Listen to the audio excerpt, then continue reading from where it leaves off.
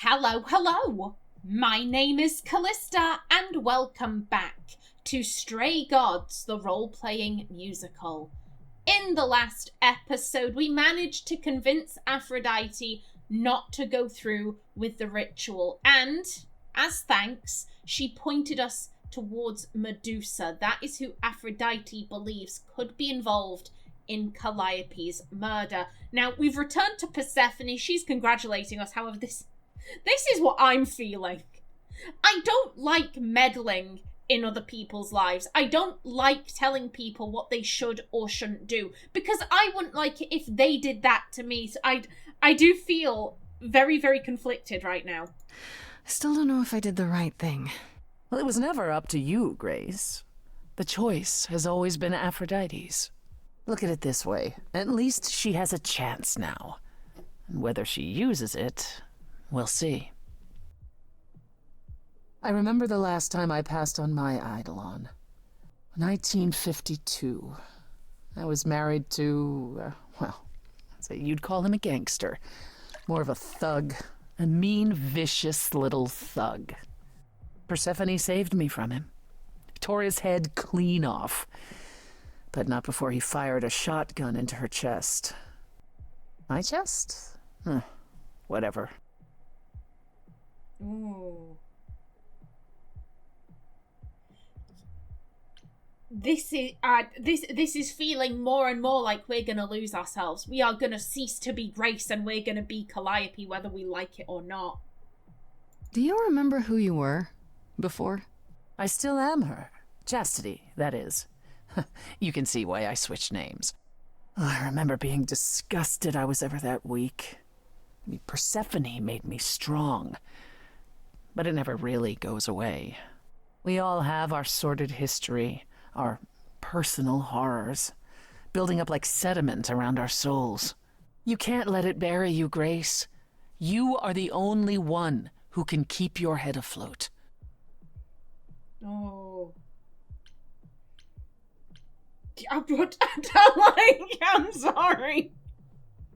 I can't help it. She's really attractive. You're incredible. You know that? There's no need to be facetious, Grace. No, really. I am incredible. It's true. It's good that you recognize this. Okay, I take it back. Oh, you can't take it back, Grace. I would have thought you'd learned that by now.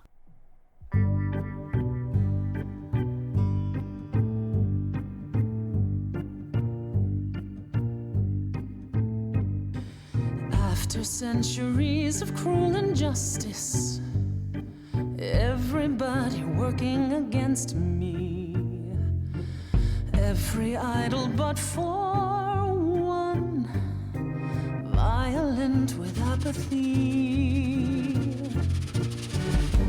We couldn't reach a resolution, but you and I, I'm queen of the underworld, and you, Grace, you. Something seems familiar about you. Have we met some lifetime ago?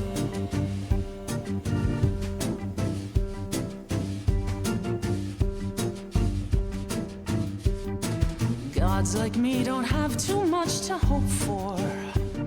The rules been fixed throughout the ages. So I have forged a daring path. I would like to make some changes.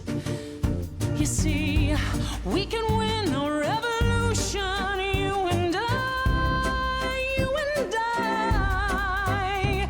I'm queen of the underworld, and you, Grace, you. Your lost little girl, the first time we met, you called me that. And now I understand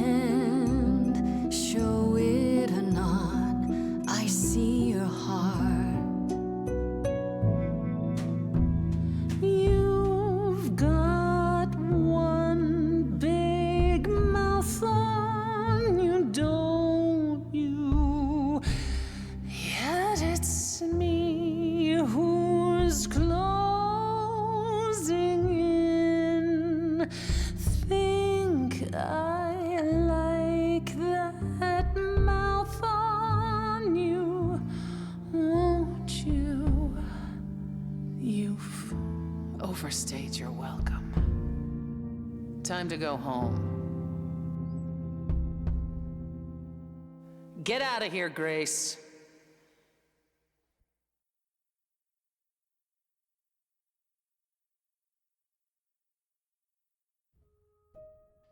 Oh. Interesting. Interesting for that. I was torn between we're both fighters and I see your heart. I do picture this Grace as more like I do think she is primarily quite, but she's a chatter. I think she's sneaky, she's snarky, she's intelligent. The next one I see is charismatic, and then lastly is the fighting one. It was that, like, this is pointless. That's exactly how I felt about Aphrodite's situation. It's pointless. You keep going in this cycle, and it's just pointless, needless suffering. But I was torn. I was torn between we're both fighters and I can see your heart, but I see your heart won out in the end. I think Persephone, she's been hurt so many times, I don't think she wants to be hurt again. I think that's ultimately what her shtick is. We can also go talk to Freddie. I would like to talk to Freddie, but first, I think we have journal entries. Oh, hello. But first, let's just go through them. Yeah, I remember you.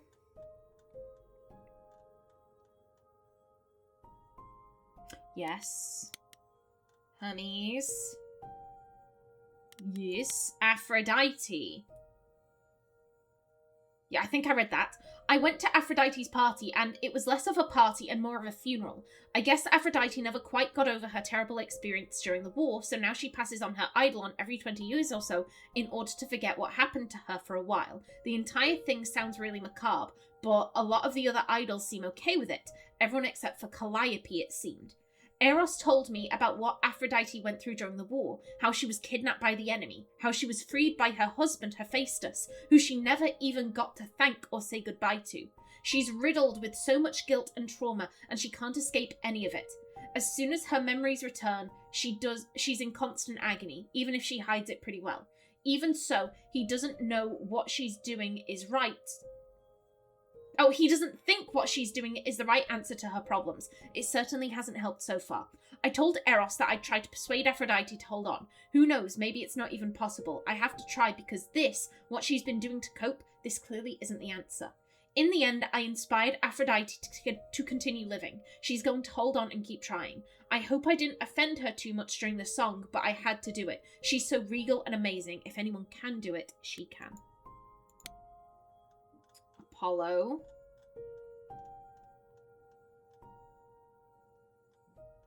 Yes. And guess who I bumped into at Aphrodite's little death party? Small world, these idols. Turns out it was good Apollo was there. I kind of can't believe Persephone sent me in without a heads up. Athena. Yes. Persephone. Okay, after Aphrodite's party, Apollo said something odd about Persephone. Is she hiding something from me? I don't know what to make of it. I went to see Persephone after Aphrodite's party, and in the middle of reminiscing to me about the last time she passed on her eidolon to a gangster's wife, Persephone and I had a moment. At least I thought we did, but then she went cold again, and now I'm left wondering if I imagined it. I crossed some line with her, but which one? It's so weird.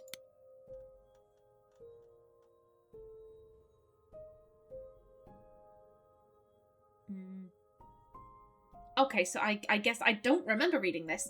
Huh, this is interesting. I thought Apollo and Persephone had kind of dismissed Pan being a suspect when we were all together, but now Persephone has second thoughts. She thinks he's a schemer and his sudden appearance was too convenient, so he's back on the list of suspects, I guess. Eros? I met Eros later on at Aphrodite's party, and suddenly his dark mood makes sense. It seems that he's Aphrodite's constant caretaker. He watched her throw these parties and die over and over, and I think he's finally reached his limit. He can't stand Aphrodite's pain, but he doesn't know what to do about it. He's hoping I can convince her to stop, which is a tall order for sure, and I don't know that it would actually make her better. Apollo said that he thinks Eros has stayed with Aphrodite all this time because he feels like he owes it to her. Once upon a time, it was Eros who was the eternal disaster, Apollo's words, and she was the caregiver. So now he must return the favour no matter how it hurts his soul. I think Apollo's probably right. In the end, I did what Eros asked. I convinced Aphrodite to hold on, to keep fighting. You should have seen him when she said she'd try. I thought he was going to collapse into tears right on the spot. I hope I did the right thing. I don't know. I met the person who's supposed to become the new Aphrodite. Her name's Venus, and she seems really sweet. Aphrodite has been preparing her for months. Must be nice. And she seems to know what she's getting into, but does that make it okay? In the end, I inspired Aphrodite to keep living. To keep trying to stay alive. Still not sure how. I hope it was the right thing to do, and I hope that Venus can forgive me for taking this opportunity away from her, if that's the way she even saw it. Something tells me she's okay with it, and she'll be there to help Aphrodite get through whatever comes next. Medusa. Oh, hello. Now this is interesting. Once Aphrodite's party was over, I spoke to her and Eros, and guess who they brought up as a suspect? Medusa. You know, the monster with snake hair who turns people to stone. Even I've heard of her. Seems Medusa is alive and well and works for Athena as some kind of watcher. What is that? Like a security guard? A spy? Aphrodite said she's suspicious as hell and worth looking into, provided I can find her. Yeah, I want to talk to Freddie. Let's go. Hey, so what's the news, Miss Muse? Miss Muse. Well, does a muse have a proper form of address? I just want to hear what exciting adventures you've been having. Well, I stopped the goddess of love from killing herself, I guess. Whoa. Do gods have interventions? You know, they're nothing like I thought they would be. Everything else okay, though? Do we know who the killer is yet? Not just yet, no. Okay, well, let me know if there's anything I can do. If I have to hustle to become your high priestess, well, so be it. I would accept High Priestess Freddie. That would be cool. Yeah, how are Kaz and Brian doing? What are Kaz and Brian up to? You didn't tell them anything, did you? No, I told them you came home, that you're okay, but that you're having a moment. They send their love. Should we tell them, do you think? What for? They have their own problems. Plus, Brian can't keep a secret to save his life, and Kaz is officially homeless. Is he still crashing on Brian's couch? Grace, you do know that Brian doesn't have a couch, right? Just some giant beanbag things? Then where is Kaz Oh. Mm-hmm. Yeah, it's cute. They'll tell us when they're ready. But right now, it's best just to not mix them up in this. Aww. Yeah, I'm sorry the band got complicated. I should really apologize about the band. This kind of puts a dent in your plans, doesn't it? You're right, Grace. How dare you sabotage my dreams? I am so mad I could spit. You know what I mean. Nobody could have seen this coming, sure, but it's always been something with me. Well, as I see it, there are two ways this goes down. One, neither of us gets back to the band. It was just a thing we did for a while before I founded a cult in your name. Or two, we get back to it and the band now has the Muse as its lead singer. Edge of Elysium becomes the coolest and most appropriate band name ever. Ugh, I still really hate that name. Look, Grace, you can't be the source of all the drama and name the band, okay? That's the rule. I love it. Exactly how much do you know about the Greek gods, Freddie? I know my Greek mythology, but what I've read clearly doesn't line up with who they are today. Or who they ever were, maybe. Still might be useful. There's gotta be some truth to those stories, right? Maybe? Who do you want to hear about? Everyone.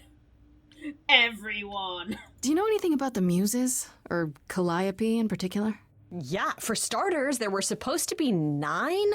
Though I guess there are some sources that said there were only 4, maybe 3. Each of the muses had her specialty. Did you know that Calliope is supposed to be the muse of epic poetry? She inspired the Odyssey. Wow. I don't even like poetry. Yeah, it was said her singing voice was unmatched.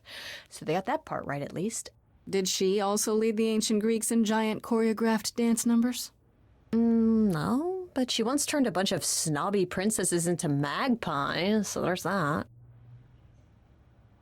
Like, lovey. If anyone gets on your tits, just boom, magpie.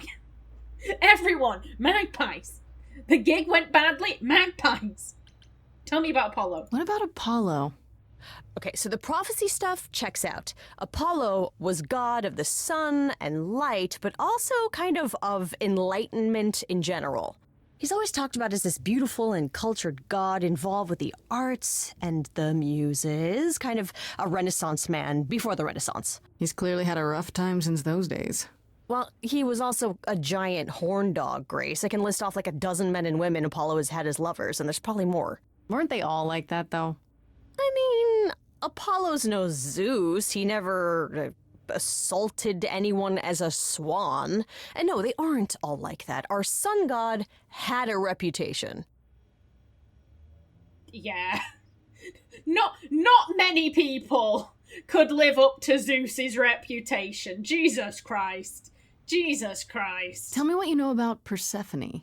Honestly, she's the least like her stories. Usually, she's either a victim or just the wife of Hades, or both. And that's it? She was kidnapped by Hades, end of story? Pretty much. Her mother was so angry she created winter. But otherwise, Persephone was just your average sweet and virginal fertility goddess. You're right, that doesn't sound like her at all. Must be hard to be defined by this one thing that happened to you thousands of years ago. I'd be pissed if everyone thought my story ended there. Well, she is pretty pissed. That much is true. And that is why one of my favourite musicals currently is 6. Divorced, beheaded, died. Divorced, beheaded, survived. There's more to them. There's more to these ladies, please. You said Pan was some kind of lust god, right? Yeah, kind of. Pan's a god of the wild, and I guess that translates into a sort of lustfulness and earthiness, humping nymphs in the forest sort of thing. And you don't like him? Honestly, he's exactly what I'd expect him to be. All the stories say he's a lech and a beast. The Christians equated him with the devil. Weirdly, he's also the only god who's supposed to have died, though it's never really clear how or why. Anyhow, there's a great statue depicting Pan having sex with a goat. Next time you see him, you gotta ask him about it. Well, if I can. I absolutely will. If you can hear my stomach rumbling, I do apologise. I don't know why. I've just eaten. Stomach. Why are you like this? What about Athena? Is she really supposed to be the goddess of wisdom? Sure, but mostly that's meant as tactical knowledge. Athena wasn't all sweetness and light. She was a warrior goddess. She was also the goddess of heroes. There are loads of stories where Athena helps guys like Odysseus or Jason or Perseus. No female heroes back in those days?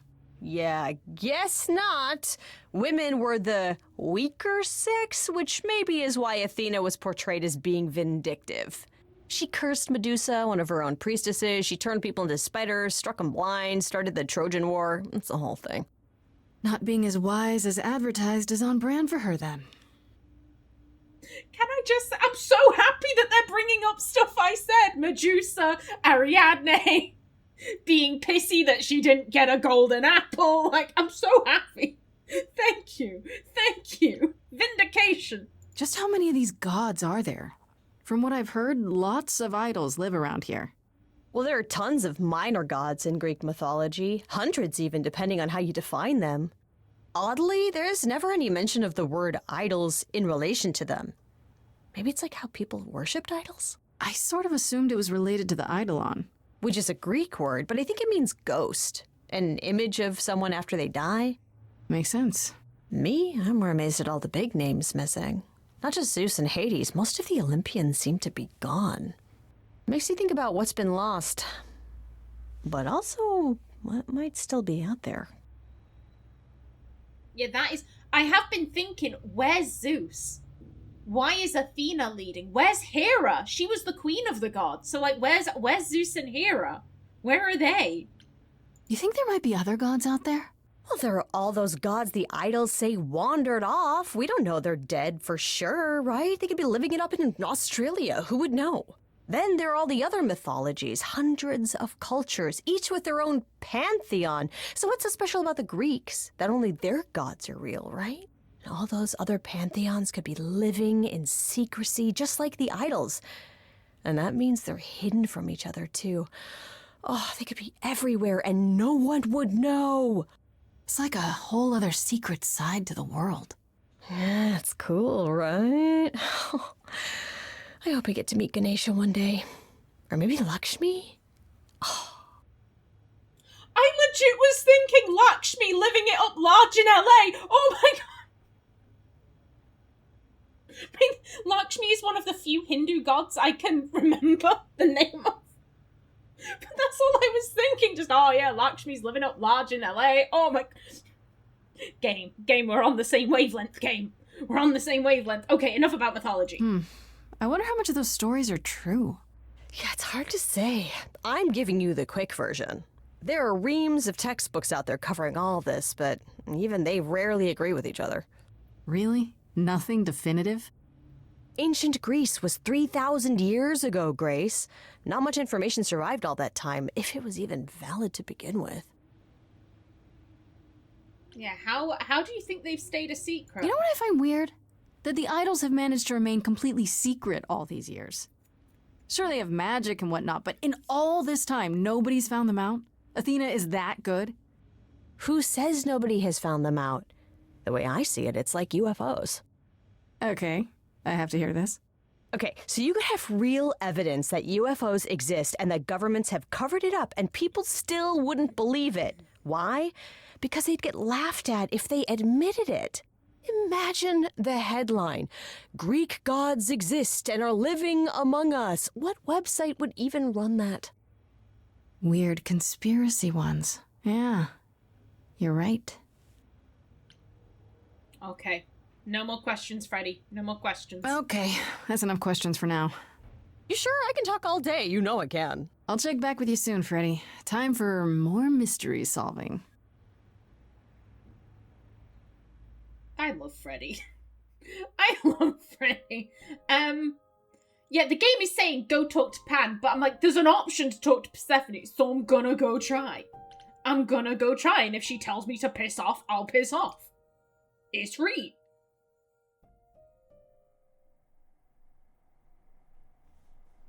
You've returned. I'm glad. I've had time to do some thinking. After Aphrodite's party, we never really spoke about the Eidolon and Calliope's memories. No doubt you have many questions. Apollo told me a little about it.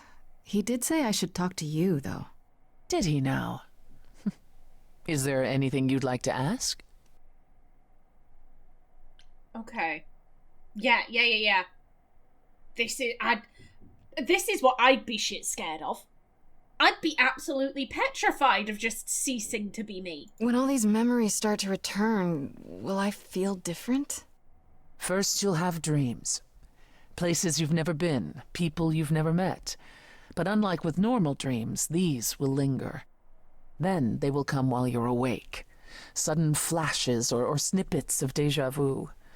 And sometimes it will seem so real you'll swear you're hallucinating. If there's anything difficult about the process, is that it becomes hard to differentiate between your life and all these other lives you're now recalling. It does sound confusing. Confusing and often unpleasant, as not all the memories will be fond ones. But that will pass in time. You said it becomes hard to differentiate your life from the others. How hard, exactly? It'll still be me, right? Oh, how do I explain this? Grace, would you say that you are who you are because of your experiences? The things you've lived and done? I guess so, sure. Well, all the things Calliope has done, and those before her, will now be yours. They will feel like a part of your life as well. Thus, they can't help but shape you. The Grace that is now will be and will have done so much more. Fortunately, you don't have to deal with every memory. Each time the Eidolon passes on, the oldest memories fade, and that helps. I mean, the human mind isn't designed to remember everything. I mean, the long-term memory doesn't develop until, like, the age of 3 or 4. Like, generally speaking, that's why your oldest memories are from that time. And you don't remember everything. You don't remember every single day of your life. Like, the mind just isn't designed for that. Wait, how is it good that old memories start to fade? Think of how old we are, Grace. If all those memories returned to you with perfect clarity, they would destroy you. Yeah, but doesn't that mean you've all forgotten so much? Well, far more than we remember. The further I think back, the more it becomes a bit of a blur, actually. You'll recall important moments. Some will be mixed up with the stories mortals tell, and you won't be sure which is the memory and which is the story. An idol's memory is a series of islands in a dark ocean, and they become smaller and smaller as they recede into the horizon. It sounds dire, but you become accustomed to it. It just takes time. And now you have all the time in the world.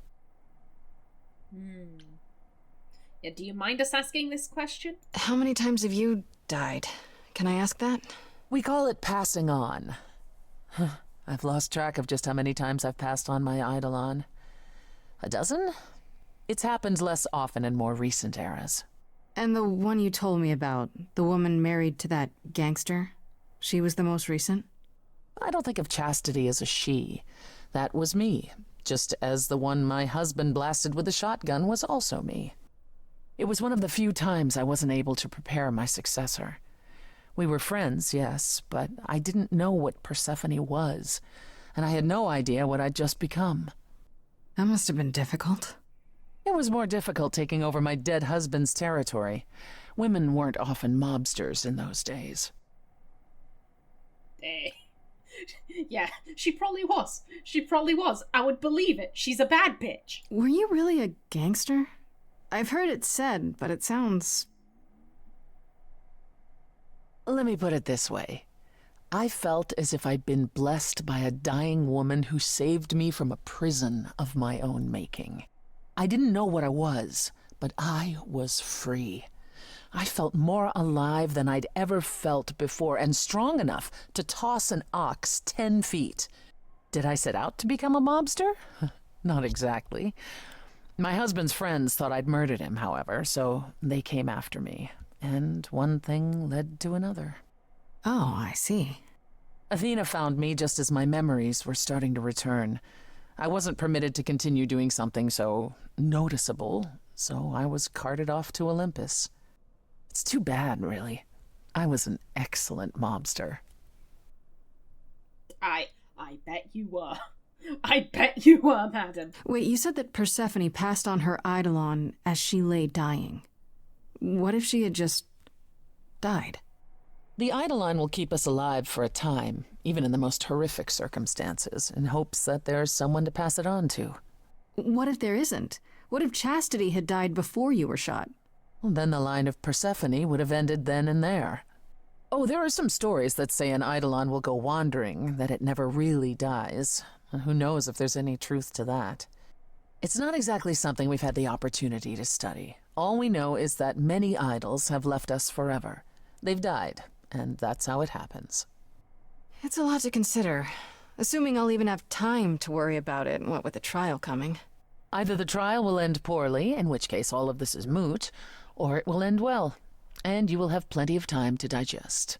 Yeah, thanks for the update. I'm a realist, Grace. It's what I'm best at. Now then, unless you've something else to ask. Ooh, yes. I want all of the deets. I want all of them. I want to know everything. However, I am just about out of time for this episode. In the next one, the deets. But until then, please remember to like if you enjoyed, leave a comment below, and if you wanted to subscribe, it would be very much appreciated. A special thanks to my channel members, such as SM2K, Christopher K. Davies, CGG, and Kevin Bicknell. I've been Kallista. Thanks for watching, and see you in the next episode.